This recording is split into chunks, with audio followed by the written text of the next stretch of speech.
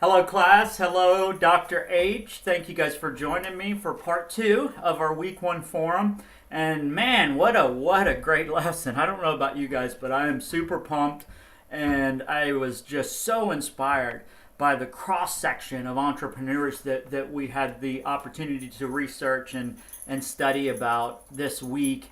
It really opened my mind up to a lot of different concepts of entrepreneurship that I really didn't think of before. I hadn't thought of not-for-profit as entrepreneurship being behind that. I'd heard of social entrepreneur, but I thought that was just mainstream entrepreneurship trying to accommodate the society's demand for corporate social responsibility.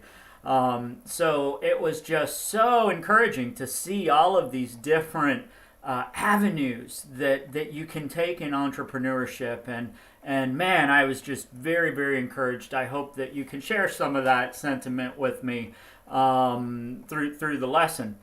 The story that I was most taken by was of Danny Thomas, the founder of St. Jude's Research Hospital. And, as the story goes, Danny was facing, struggles in his industry. He wanted to be an entertainer. He just wanted to make a living doing that and be able to provide for his family. And he was, struggling in that area. He was having difficulties. So he says a prayer to St. Jude Thaddeus. St. Jude was one of the 12 apostles.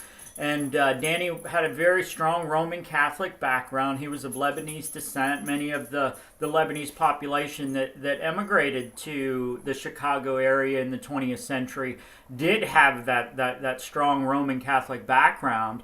So he prayed to St. Jude and said, if you show me my way in life, I'll build you a shrine.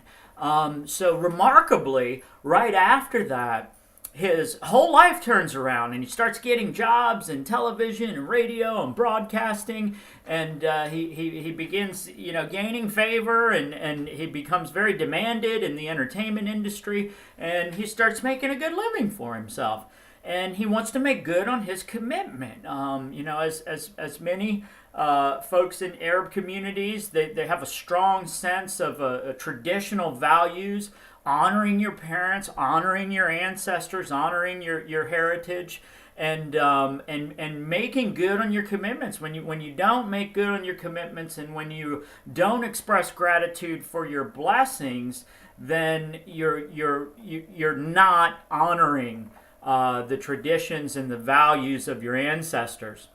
And so Danny wanted to make good on his commitment. He had made a promise, and he wanted to build that shrine. So he had a passion for children, and he was just overwhelmed by the high mortality rates of childhood cancer at the time.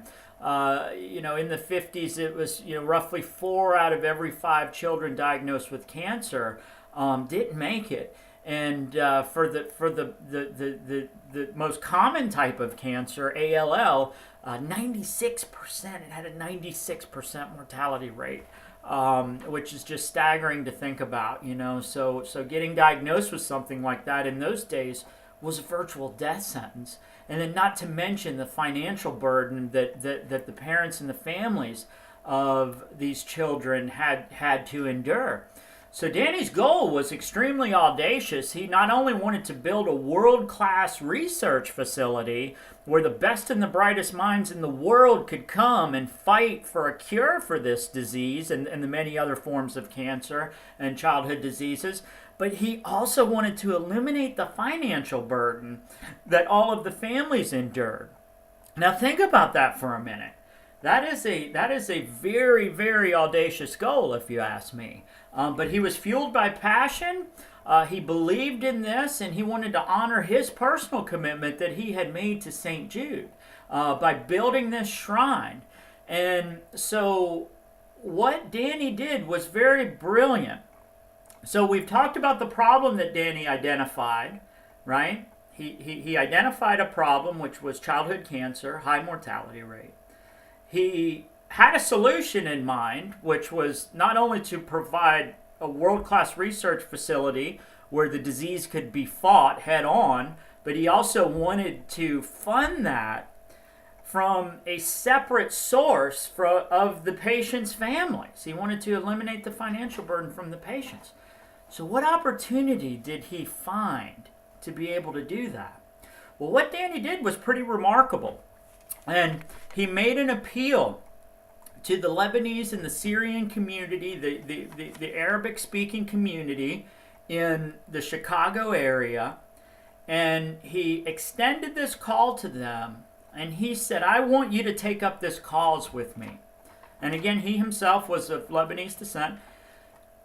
Take up this cause with me, and if you do this, this will be a wonderful way for you to express your gratitude to America for providing you the opportunities and the freedoms that you had. Now, during the second wave of emigrations from Lebanon, many of these people were escaping from the civil war at the time. So they had seen, tremendous atrocities and, war, and they get to come to this land of freedom and peace and opportunity.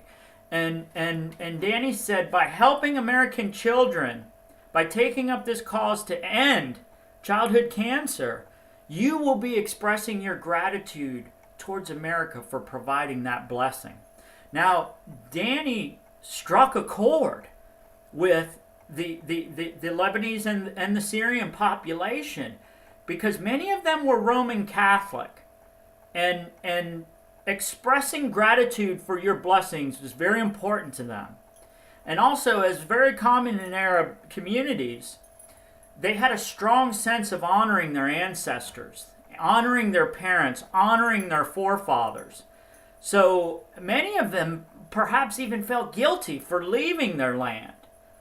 But Danny provided this as a means for them to express their gratitude for the blessings they've been given, and also to honor their forefathers, to honor the traditions of gratitude. And that had a remarkable outcome. There was about 100 or so from the Lebanese community, the Lebanese Syrian community, that were involved in business. Many of them that had come over were aspiring entrepreneurs and crafts workers, trades workers, just trying to make an honest living. And that became essentially the foundation for the American, Lebanese, Syrian associated charities. And their sole purpose was to fund St. Jude's Research Hospital. And to this day, that organization still exists, and they have successfully funded St. Jude's Research Hospital while eliminating the financial burden completely. What a great opportunity Danny saw. I know that we typically think of opportunities in the sense of, let's find a problem to solve and solve it in a different way. But Danny's opportunity lied in how he was going to solve the problem. And by appealing to their sense of tradition and appealing to their sense of gratitude and also sharing that blood lineage with them, he was able to get them to rally around this cause. And man, I get chills just thinking about it. What a great story. I can't wait to read all of the opportunities that you guys have identified through these entrepreneurs that we studied out. And can't wait to see you soon. Have a good day, guys. Thank you for watching this. Very much appreciated.